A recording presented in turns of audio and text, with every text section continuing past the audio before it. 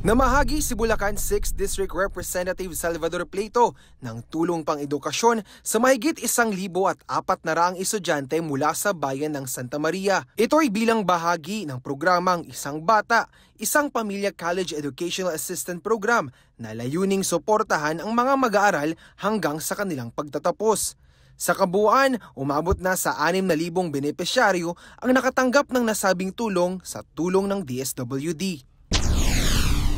Sa Zambales naman, binisita ni 1st District Representative Jay Kunghun ang James L. Gordon Memorial Hospital. Bukod sa tulong pinansyal, hatid din ng mambabatas ang pag-asa at pagmamahal para sa mga pasyente. Patuloy namang naipapaabot ng kanyang tanggapan ang tulong sa mga bayarin sa ospital at medikal na pangangailangan ng mga mamamayan.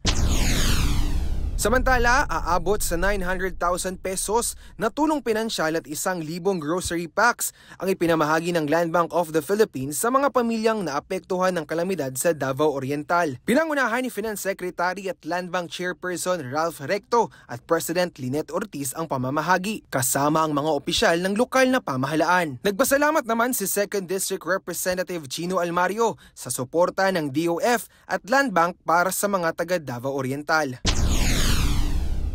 Sa Capiz, nagpaabot ng tulong si 1st District Representative Howard Ginto sa mga residente ng President Roxas na naapektuhan ng Bagyong Ramil. Pinasalamatan niya ang DSWD sa agarang pagtugon at mga opisyal ng lokal na pamahalaan sa kanilang pagtutulungan upang maihatid ang ayuda sa mga nasalanta. Para sa totoong balita sa Bagong Pilipinas, JB Piedragosa, Congress News.